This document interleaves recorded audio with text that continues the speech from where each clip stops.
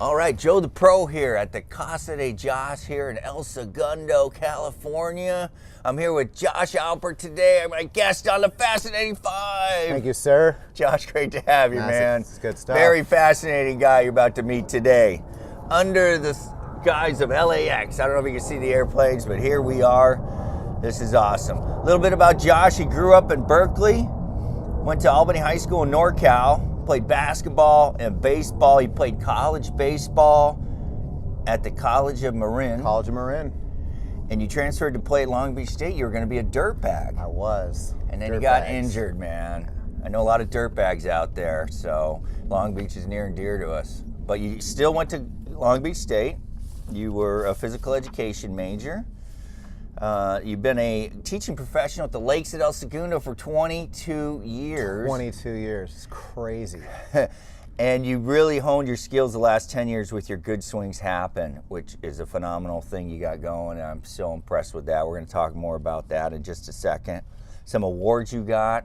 2018 Youth Development Leader Award, which is a big boy award. That's a great award. And the 2018 Bill Bryant Award for working with the kids from the SCPGA. Fooling everybody. No. I'm joking. I think you're one of the few people, if the only person that ever won both those awards in the same year. And, working with juniors, I know, is your forte. Not just juniors, but you're definitely, one of the best in the country in working with juniors.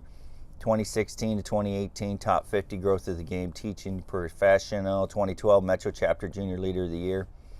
You went to Cal State Long Beach. Again, you're a physical education major.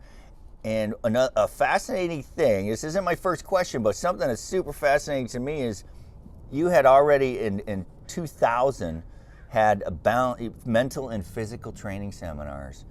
You had a balanced swing seminar. You had a mental training, pinnacle performance focus seminars with Michael Gervais, and mental training seminars for youth ball levels with Rick Sessinghaus, who we all know. Rick is one of us. Rick is fantastic. Isn't he a great guy? Great guy. That was back in 2000. You already had that stuff going on. Very fascinating. We're going to talk a little bit more about that in just a second, too. But first, I'm going to get into it with your question number one of the Fascinating Five. How did you get into golf? I mean, I got into golf ultimately, just going the direction of passion and wanting to do what I loved. That was definitely how it evolved. I would say originally, my grandfather, probably the biggest influence in why I chose the path. He lived in LA. We grew up in Northern California. We used to spend a summer, about a week every summer with my grandparents when I was a kid. And he played golf, loved golf, was a golfer, and he was a part of a men's club in the Valley, and played Wilson and Woodley and Harding and all the classic LA golf courses with this group of guys. And so when I was there with him, he would bring me out, and I would get to play with him. And I just got involved in the culture of golf in that way. And they would have like this little box of like challenge matches, and it was ridiculous. They were playing for dimes and nickels. And they had things on Reikis and Barkeys and all these different things. And they would just get so involved in their games and in their challenges and who won and who lost and why. And I just got to be this little kid who smashed it out there. And my grandpa was so proud that I knocked it out there as far as everybody else, not knowing what I was doing. And the culture of it just was fantastic. Certainly because I got to spend time with my grandpa, who I loved. But just the aspect of it being a game and fun and all that went along with it just drew me in. Awesome. It's amazing how many granddads got us into this game. Awesome. Question number two, I'm going to go back to the physical education major, which got you, I'm sure, into the balance swing mental training seminars. Can you tell me a little bit more about the seminars that you have had since 2000 and with Rick? Yeah, so I mean, originally just, once upon a time thought I would kind of be a PE teacher. Always loved teaching, always loved working with kids. That was sort of always there. And then when I became a golf professional, as I started moving more into teaching and getting more serious about it early in the golf teaching phase, my wife's a physical therapist, so that was a lot of the draw to the physical side of things. We started creating some programs, some 1-hour seminars and things with my students beyond just working with their game in a typical golf lesson fashion. We created seminars about health awareness and how to take care of your body a little bit better. And then ironically, I met Dr. Michael Gervais, who's just brilliant beyond words. We had a near a miss of a house sale where we crossed paths in a sale of a house situation, had a friendship, and then we started working together where he didn't have anybody working in the golf arena. So I started doing some focus training seminars with him early in the process, and developed just a complete respect and love for the mental training aspect of things. Since then, and through a lot of the PGA seminars and different things that we go to, that the section allows us the opportunity to do, developed a friendship with Rick Sessinghaus, who is a mental training guru. Yes. And we've been co-creating some programming here recently, some stuff that we're going to be developing here in the next days, weeks, months to come. I'm really, really excited about. So I've just deep in the world, man. Right on. And Rick, we follow Rick on Facebook. So another thing that I thought was very fascinating is you are involved with youth activities in lots of different aspects. You've been a Cub Scout den leader for your son for the last 5 years, which I'm very impressed with. You've been an active volunteer in elementary schools and head of character counts programs. And when I was going over your bio and you sent me your materials, you have created this character counts and the mental mantras that you have at the Center Street School. Can you tell me a little bit more about this? Because this is so incredibly interesting. Yeah, so as a part of our, a lot of the programs that we run with kids, kind of created a short list from the experiences with Dr. Gervais and Dr. Sessinghaus, kind of a little shorter little cheat sheet of the mental mantras that we go through with the kids in our golf programs. And I've been volunteering at my son's school. He's actually in 5th grade, last year of elementary school. So I've been a volunteer dad in the school since he was in kindergarten, and my daughter went through before him. And I kind of got attached to the character counts program, respect and caring and responsibility. And as my last year as a parent at the elementary level, I had asked the PTA heads there if I could kind of run with the program a little differently this year and integrate the mental mantras into the program. So every class has a parent docent, volunteer parent, who basically runs classes through the year where they talk to the kids about the values of character counts, but also the mental mantras and how to calm yourself down with breath and how to focus and how to visualize and be confident and be positive, and at the end of the day, the last one, persist. Don't give up. The kids of today, I mean, maybe they said once upon a time this about us. I just don't see them trying hard enough and keeping with things that are difficult. Everything is so easy. Everything is so gratifying. You can YouTube it in a second and get the answer. We don't work hard enough. We don't try hard enough. And there's value in what I will call trying versus failing. There's value in it not being easy and in working through something in life. And so these attributes, I just, as much as I care about sharing it with the kids at the golf course, the opportunity to move that into our school where my kids are was one I didn't want to pass up on. That's phenomenal, Josh. And we're going to talk about Good Swings Happen now. You're not just changing. This is what's so fascinating about you to me, is you're not just making golfers, young golfers, great citizens. You're trying to change the world, man. That's what I love about you, dude. That is so awesome. Crazy enough to believe it's possible. Absolutely, dude. That's phenomenal. And going right into Good Swings Happen, for 10 years you've had it, and just in 2018 you had over 13,000 individual participants in your Good Swings Happen, which is just mind-blowing numbers. This guy is impacting the kids in Los Angeles. You want to tell us a little bit more about Good Swings Happen? Yeah, absolutely. The vision of it sort of was, instead of running quote unquote a Josh class, Josh's group class, Good Swings Happen is sort of the name kind of derived more from a philosophy on teaching the game. I'm a big believer that things happen as a result of versus you do them.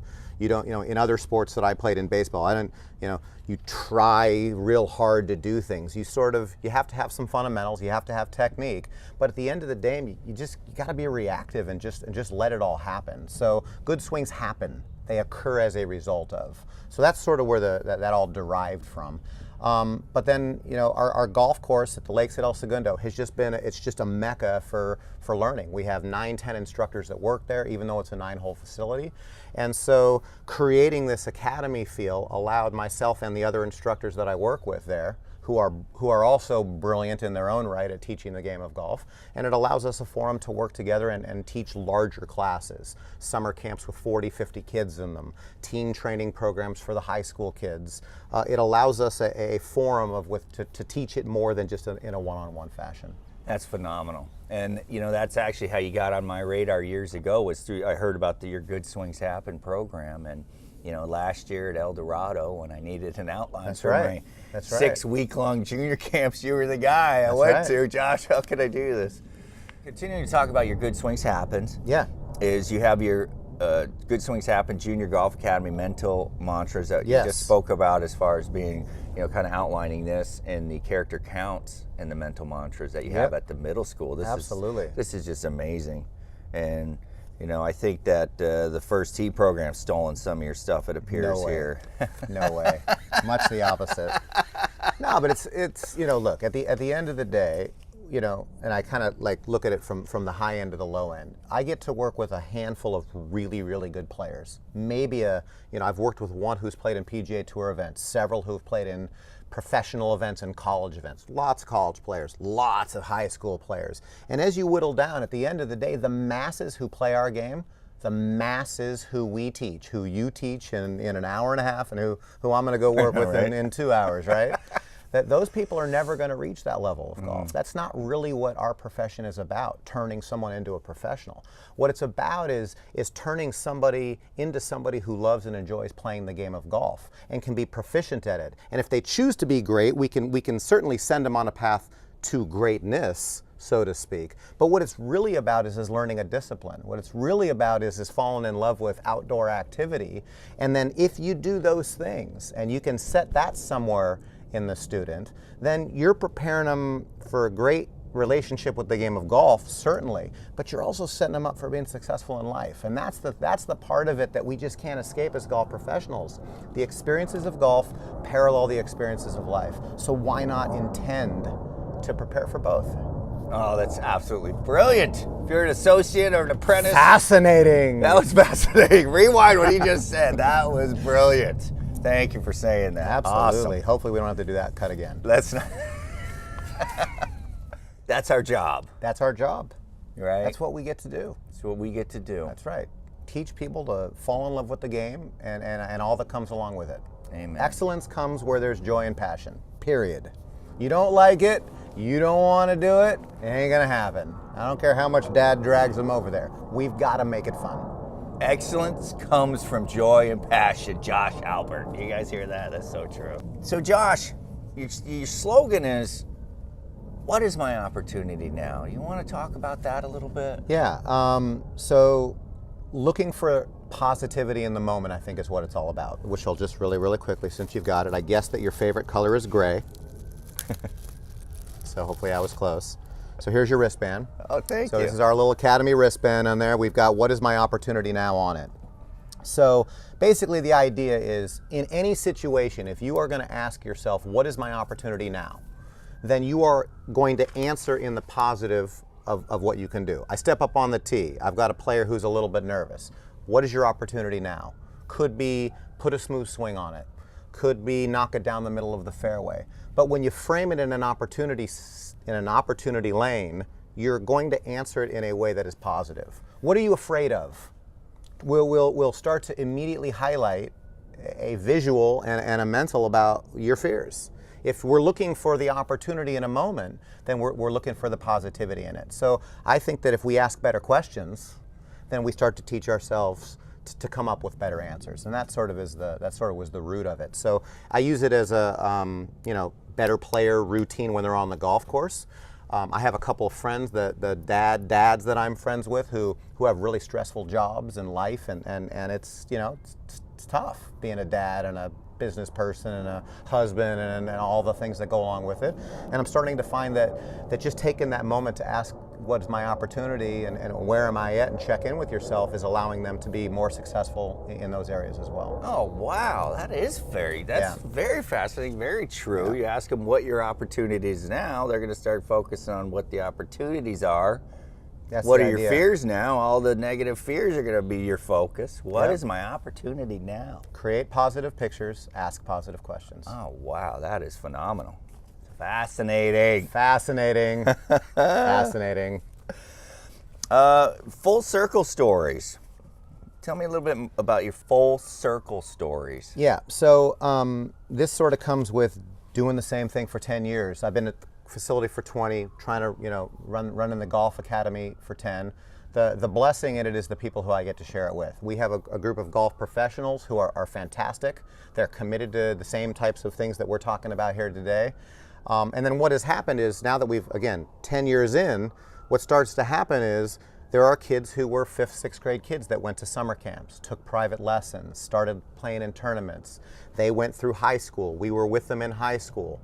During their high school summers, the juniors and seniors started volunteering back to get their hours with our program. So they became, the junior, senior, high school kid becomes a mentor for the younger kids programs that are coming up. Then they go to college, and at college they come back every summer. And those kids are here looking for a job, something to do. So we hire them back in during the summers for our summer camp program. And again, they become a part of the staff.